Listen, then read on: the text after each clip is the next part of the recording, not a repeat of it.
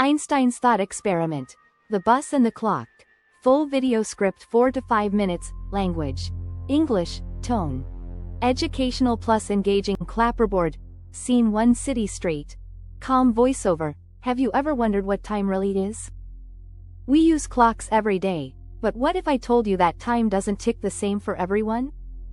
This is a story about a man who changed how we see time itself. Albert Einstein. Clapperboard.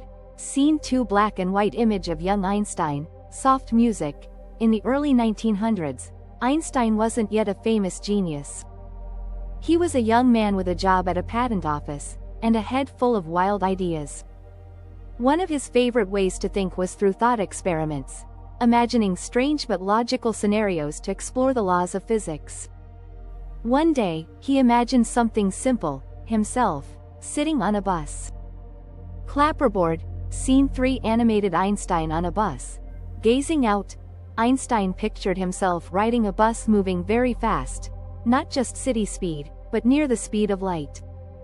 As the bus sped through the city, it passed a huge clock tower, like the kind you see in a town square. Einstein, sitting near the window, looked at the big clock as they passed. What he asked himself was simple, but revolutionary: would the clock appear to tick the same for him as for someone standing still on the street? Clapperboard. Scene 4. Visual of 2 observers. Einstein on bus, person on sidewalk. Here's where it gets weird and brilliant. For the person standing still on the sidewalk, the light from the clock travels directly into their eyes. But Einstein, on the moving bus, is zooming away from the clock while its light is trying to reach him. So the light must chase the bus to reach his eyes. This tiny delay, almost unnoticeable at normal speeds, becomes huge at speeds close to light. To Einstein, the clock seems to tick slower. But to the person on the sidewalk, everything seems normal. Clapperboard. Scene 5. Time slows down animation. Clocks side by side. This wasn't just a cute idea. Einstein realized that this strange difference wasn't an illusion, it was real. Time itself moves more slowly for someone who is moving fast. This is called time dilation, and it's one of the strangest, yet most proven effects in physics. If you could ride a spaceship at nearly the speed of light, a few hours for you might be years for someone back on Earth. Clapperboard. Scene 6. Footage of astronauts, satellites, relativity experiments. And here's the amazing part. This isn't science fiction. We've actually tested it.